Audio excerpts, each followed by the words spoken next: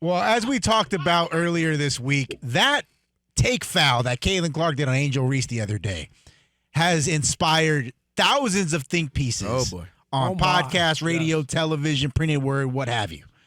And now it's led to a very public and a very personal spat between two former NFL players who are currently in the media. That worked together. That worked together at one point at ESPN. It all started when RG3, longtime nemesis, reportedly of Rob Parker, even though it's all pretty one-sided at this point, RG3 put out a tweet saying, I know what hatred looks like. Angel Reese hates Caitlin Clark. Not basketball rivalry hate, real hate. And then he later posted a video elaborating on that tweet with his wife sitting in the background. For those she you was don't drinking know, tea, right? Yes, for those you don't know, RG3, of course, is black. His wife is white. That's a big part of the story here. Flash forward the next day, a video comes out from Ryan Clark on his Pivot podcast, where he goes on a whole soliloquy about the incident itself and about RG3's video, where he says in it at one point, quote, the one thing we know about RG3 is he's not having conversations at his home about what black women have to endure in this country, about what young black women and athletes like Angel Reese have had to deal with being on the opposite side of Caitlin Clark's rise. That, of course, leads to RG3 putting out his own tweets, getting really upset, saying that there's a line you don't cross in life, and Ryan Clark sprinted past it. Didn't like my take on Angel Reese, so he brought up my wife and her skin color, obviously crossing a line. Ryan Clark is not going to take that line down, though, either. Oh, my. Because then he responds, and this made it obviously the most personal attack of all. Bruh, you know what it is with me and you. I saved you the entire season on Monday Night Football back at ESPN. I urge people to let you be you. No matter how corny, how bad of a teammate you were, I had your back. What did you do? Invite someone on your show you know I don't fool with, ask questions about me, and then hit me weeks later to tell me you're going to challenge one of my takes. You're a phony, bro. One of the worst teammates I ever had, both on the field and in TV. You got to do what you got to do. Kelvin? And then your boy chimed in as well. But I actually missed that. So what happened there? Right, Rob G? Did you see that one, Rob G? Marcellus Wiley. Marcellus Wiley chimed in, as well as a few other retired NFL players. Le'Veon Bell, Le'Veon Bell was one of them. I believe Des Bryant was one of them. This kind of threw a whole grenade in the whole thing because we thought it was just between these two guys. And obviously it got personal. But according to Marcellus Wiley, Le'Veon Bell, and some others, what makes this whole thing even more wild is that Ryan Clark, who was standing up for black women everywhere and taking, from what RG3 says, shots at his white wife. Ryan Clark, one of his baby mamas, is white. So that was the bombshell that was nobody a bombshell knew. that dropped Is this on confirmed? Tuesday. Do we know it has this? not been confirmed by anybody. But but there's several NFL players who are speaking it as if it's fact. Right. All right. Mary, hit me with a hold up. Hold up.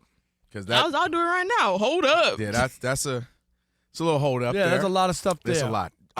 You go first, Rob, because I'm gonna take it to the abyss. I'm gonna have to get a little deep. Yeah, I'm gonna have to go a little deep. You go first.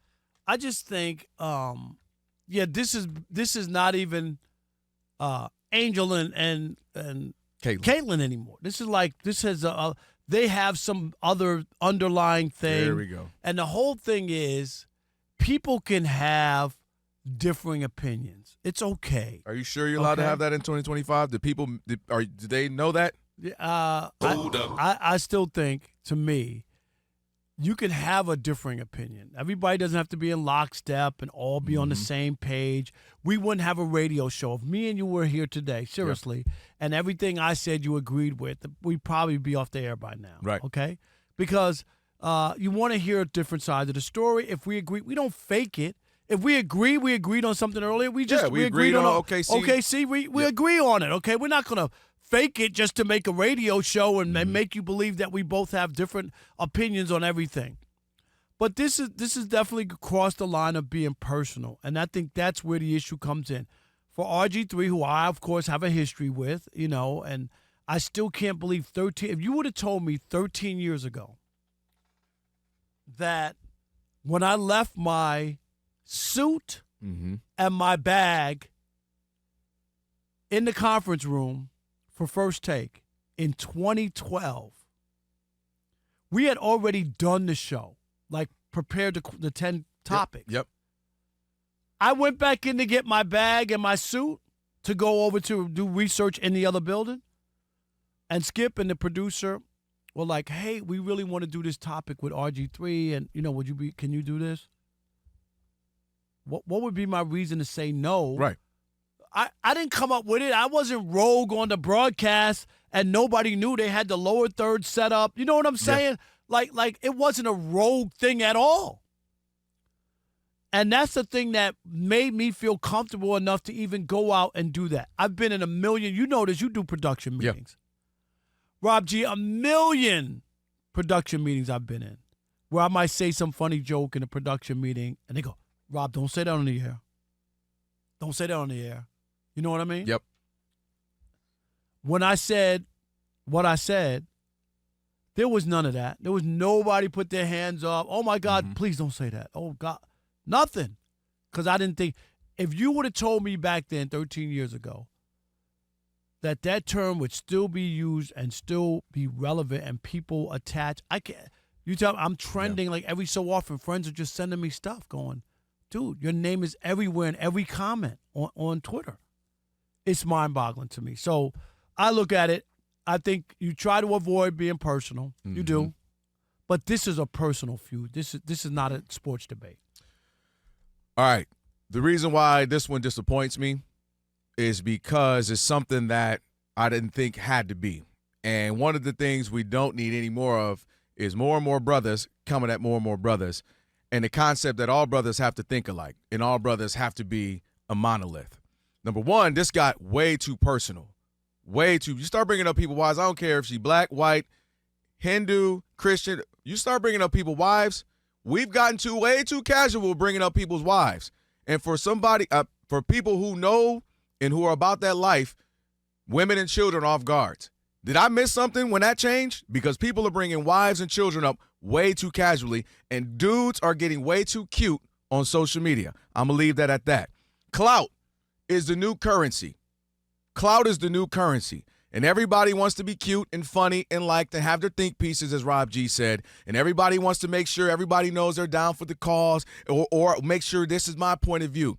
You don't have to jump into every argument to prove that you are down with the culture. You don't have to jump into everything to prove that you got boots on the ground and making a change in your community. And one of the things I've learned from being in this business long enough, Kelvin Washington don't have to jump into everything.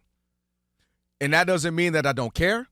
And that doesn't mean that I'm not doing things in my community and to help change things. And what I say that because people are jumping in and making it as if I don't speak up, then I don't care about said cause. If I don't speak up about this, then I'm not a real one. And I just can't believe we got these guys, grown men going at each other, Twitter fingers. I just didn't think we would get to this point. Now, tying this back into Caitlin and Angel Reese, the WNBA enjoys the engagement, enjoys that people are having these conversations, but this has to outlast this. And if Angel Reese and Caitlin Clark are the Larry Bird and Magic Johnson that brings more eyeballs, then they have to start getting back to where it's basketball to keep you glued, because that's what Magic and Larry did. It involved race, and most things in America, folks, are going to involve race. It involved race, and then it involved coast. You got the East Coast and the West Coast. It involved style of play, blue collar versus Showtime. But it also involved basketball, good playing basketball that led to them winning the championship or them winning the championship. Ultimately, that's what this has to become about as well, so that you can usher in your Michael Jordan and take you to the next level like they did with Juju Watkins, who I believe has that chance. So you all keep. She's going to be better than Caitlin Clark? Or basketball-wise, absolutely. I'm talking about I can't see. Possibly is what I'm saying. I'm talking about I can't see anybody. I'm talking about the numbers that Caitlin. But here's why I'll say that, Rob. Here's why I'll say that.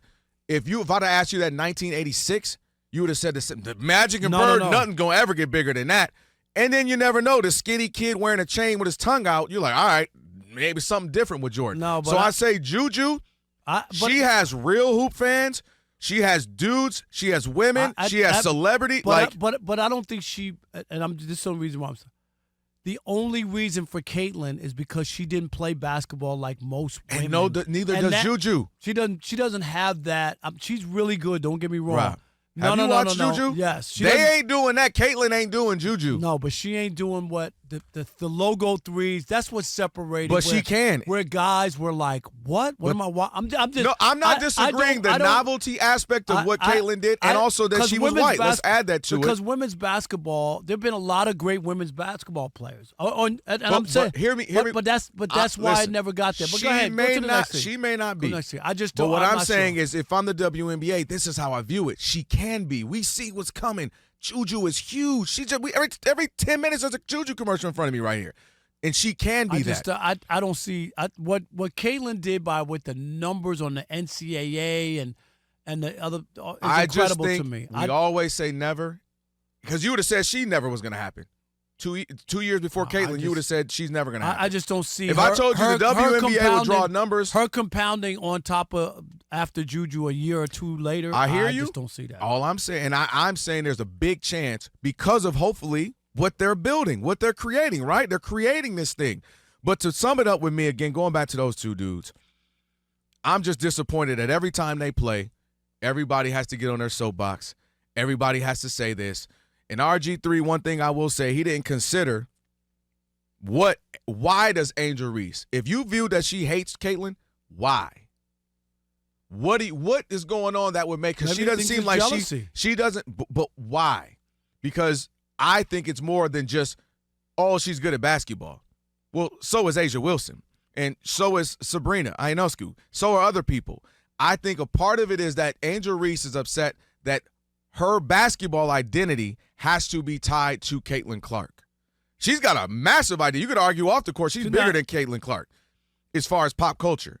But basketball-wise, I think there's a frustration when she's shooting 5 for 18, it ain't basketball-wise. Right, but I'm saying I think she's upset that it's tied to that. But I'm just blown away that the conversation of women's basketball will lead grown men, to going at it and sparring, Twitter fingering, and bringing people's wives and kids in. I did not think that we would get here. I thought we would keep it on the court, and I'm blown away that this is where we've gotten to, where these two women are hooping it up, and now we going at your mama this, your wife for that, your kids that, over that. I would say I'm disappointed in that.